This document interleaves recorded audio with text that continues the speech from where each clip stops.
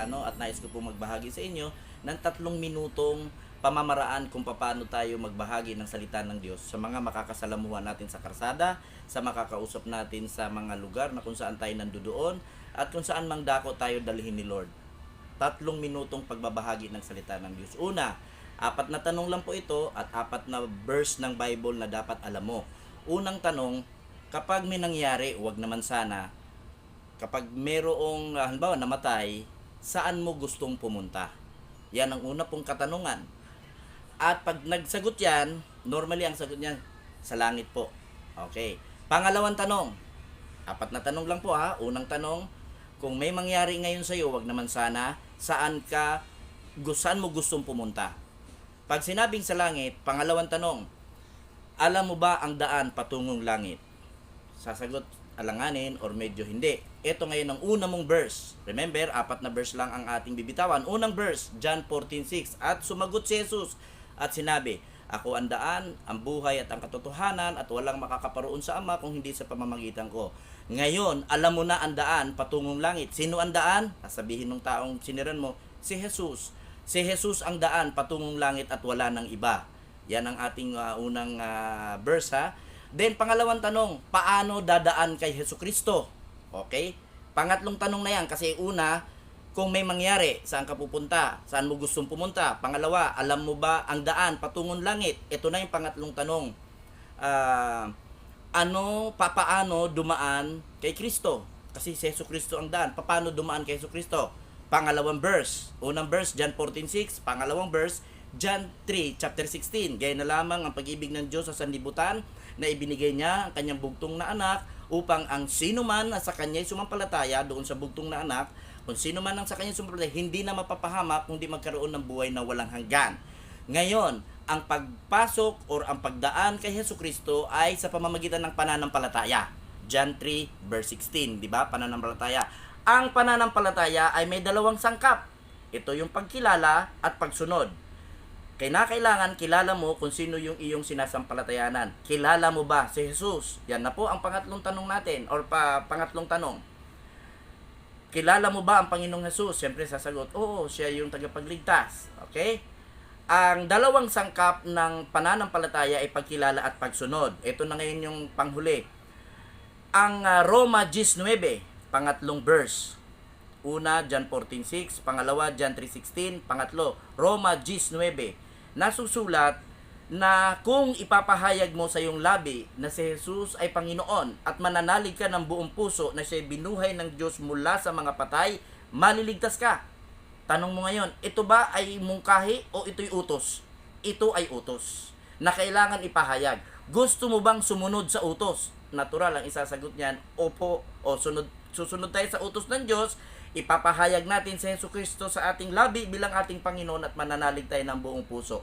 Then, i-lead mo ngayon sa sinner's prayer. Panginoong Jesus, patawarin niyo po ako sa aking kasalanan at ako po'y nagsisisi at ako po ay nagbubukas ng aking puso, inaanyayahan kita bilang aking Panginoon at sariling tagapagligtas. Ipinapahayag ko po na ikaw ang Panginoon ng aking buhay mula ngayon at nananampalataya ako na ikay binuhay ng Diyos mula sa mga patay at muli kang babalik upang ako'y kunin at bigyan ng buhay na walang hanggan. Salamat Panginoong Jesus.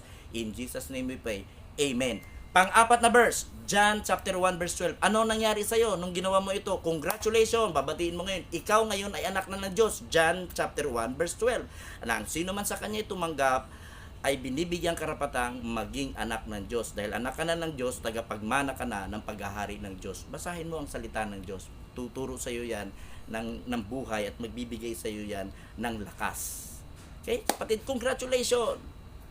Pastor, ano ang ma-advise mo o may bibigay mong advice sa mga nagnanais na mas makilala pa ang ating Panginoong Jesucristo? Yan ang maganda dahil pagkatapos tanggapin ang Panginoong Jesucristo, kung nagnanasa at nagnanais na lalo mong makilala ang Panginoon, number 1, na pangunahin sa buhay, kinakailangan magbasa ka ng salita ng Diyos. Sa pagbabasa ng salita ng Diyos, mahalaga na meron kang bukas na puso, meron kang pananampalataya, at ang salita ng Diyos sabi sa Hebrews chapter 4 verse 12, ito ay mabisa at makapangyarihan. Meron itong power para baguhin ang buhay mo, meron power ang salita ng Diyos para ayusin ang isip mo, ayusin ang puso mo, at bigyan ng solusyon ang problema mo. At ang pinakamatindi niya, pagpapalain ng Diyos ang buhay mo kapag ang salita ng Diyos na mabisa at makapangyarihan ay pinamuhay mo sa iyong buhay. Pangalawa, bukod sa pagbabasa ng salita ng Diyos, manalangin ka.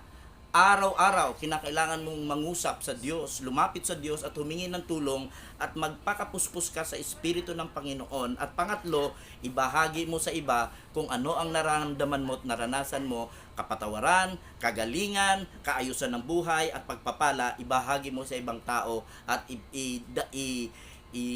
lead mo ang ibang tao doon sa ginawa nating paglilid din o doon sa ating ginawang pagtanggap sa Panginoong Jesus.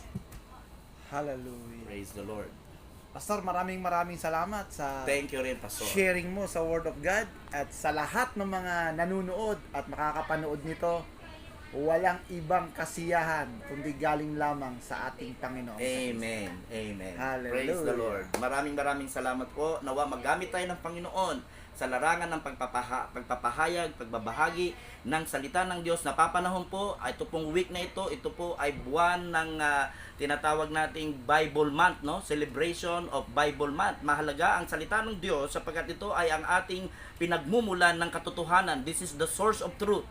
Ito ang pinagmumulan ng kapayapaan, ng pag-asa, ng liwanag. At ito din po ang pinagmumulan ng tagumpay sa buhay. At ang salita ng Diyos ang pinagmumulan ng ating paglago sa ating pananampalataya, pagkilala sa Panginoon at pamumuhay ng matuwid at sang-ayon sa kalooban ng Panginoon. Praise the Lord.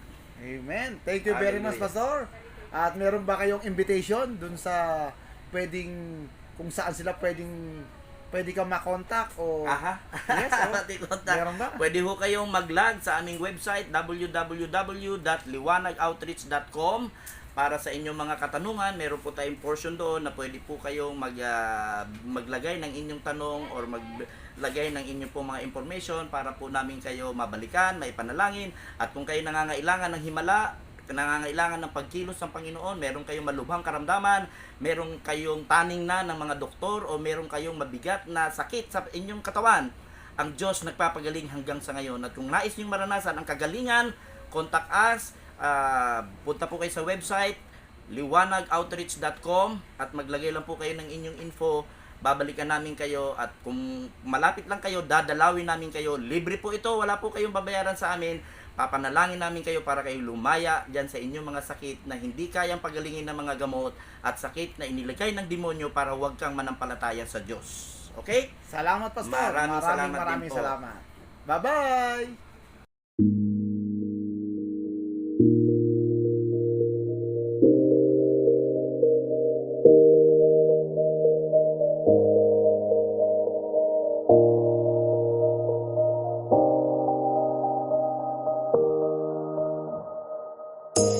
You say it's hard.